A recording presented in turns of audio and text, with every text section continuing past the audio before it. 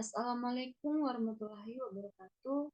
Shalom, Om Swastiastu, Namo Buddhaya, salam kebajikan, dan salam sejahtera untuk kita semua. Perkenalkan, saya Yuliana Syahna Putri dengan NIM 220607014. Di sini saya mahasiswa semester 5, program studi kimia, Fakultas Sains dan Teknik Universitas Nusa Cendana. Di video kali ini saya akan menjelaskan tentang order reaksi 1. Ini merupakan tugas dari salah satu mata kuliah yaitu kinetika kimia.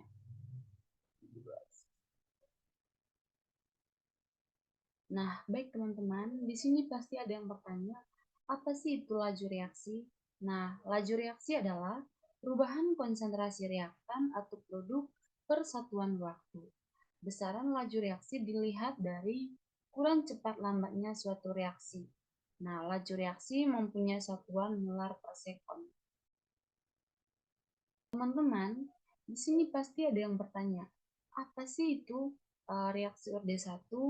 Nah, di sini saya akan menjelaskan bahwa reaksi orde 1 adalah jenis reaksi kimia di mana laju reaksinya itu berbanding lurus dengan konsentrasi satu reaktan saja.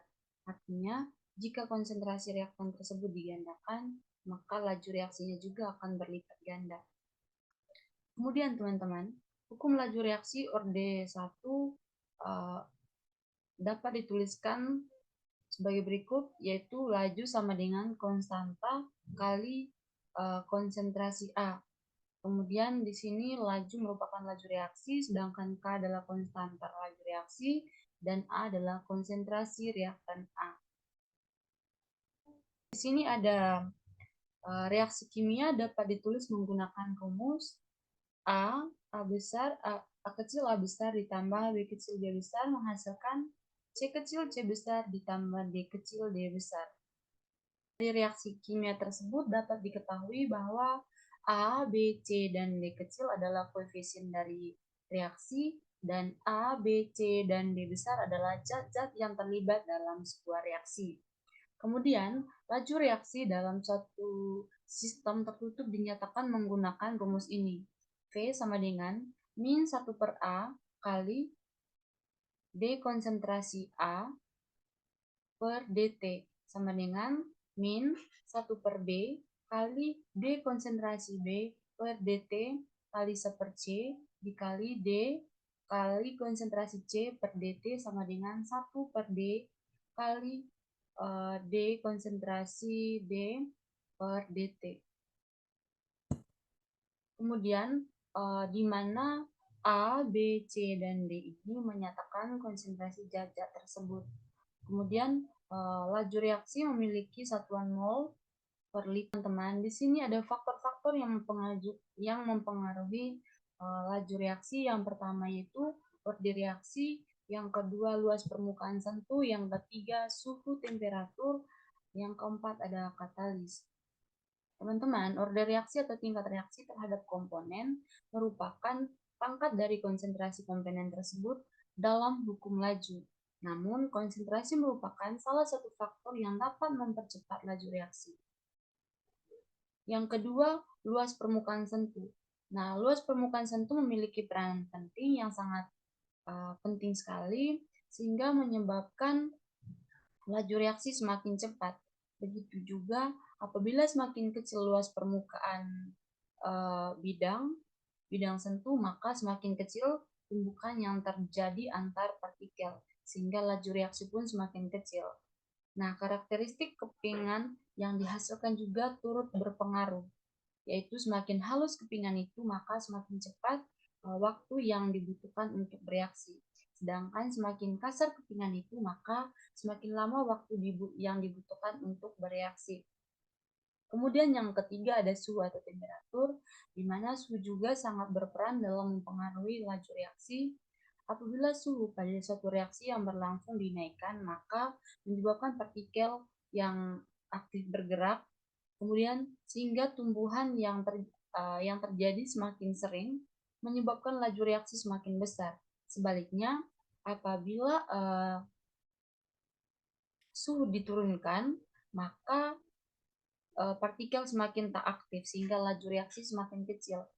Dan bisa kita simpulkan bahwa suhu merupakan properti fisik dari materi yang kuantitatif mengungkapkan gagasan umum dari panas dan dingin. Yang terakhir itu ada katalis, di mana katalis adalah suatu zat yang mempercepat laju reaksi kimia pada suhu tertentu tanpa mengalami perubahan atau terpakainya reaksi itu sendiri.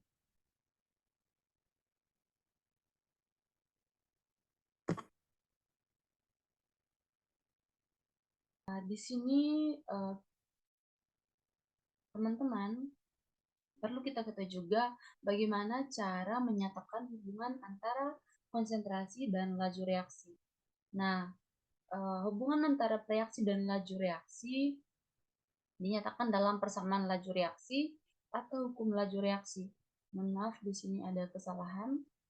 Kemudian, persamaan laju reaksi ditemukan berdasarkan konsentrasi awal setiap zat reaksi dipangkatkan orde reaksinya. Yang kedua, orde reaksi hanya dapat diperoleh dari percobaan, tidak ada kaitannya dengan koefisien reaksi. Pada reaksi orde 1, persamaan laju reaksi merupakan persamaan linear, sehingga setiap perubahan konsentrasi satu kali, laju reaksi naik satu kali, dan setiap perubahan konsentrasi dua kali, laju reaksi pun naik dua kali. Ini merupakan grafik daripada reaksi orde 1 ini, di mana ini mengarah ke laju molar sekon pangkat min 1. Di sini ada nilai konsentrasinya. Kemudian ada ciri-ciri dari orde reaksi. Yang pertama, laju reaksi berbanding lurus dengan konsentrasi. Kemudian waktu parunya konstan. Yang ketiga itu grafik Ln konsentrasi A PS T menghasilkan garis lurus. Nah, di sini ada contoh soalnya. Di sini saya ambil contoh dari soal ini. Waktu paruh suatu reaksi orde 1 adalah 30 menit. Jika konsentrasi awal reaktan adalah 0,8 molar, berapa lama waktu yang dibutuhkan agar konsentrasi reaktan menjadi 0,1 molar? Nah, penyelesaiannya yang pertama yaitu kita harus tahu dulu hubungan antara waktu paruh atau T seperdua dan konsentrasi laju atau K. Nah, bisa kita langsung dalam penyelesaiannya, yaitu T seperdua sama dengan 0,693 laju. Laju tadi bisa dilambangkan dengan K. Kemudian dari sini kita dapat mencari nilai K-nya.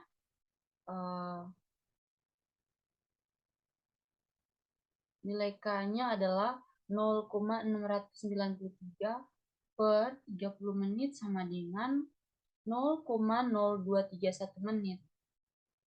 Selanjutnya kita gunakan persamaan reaksi orde 1, di mana ln kali 0,1 molar sama dengan min 0,0231 menit pangkat min 1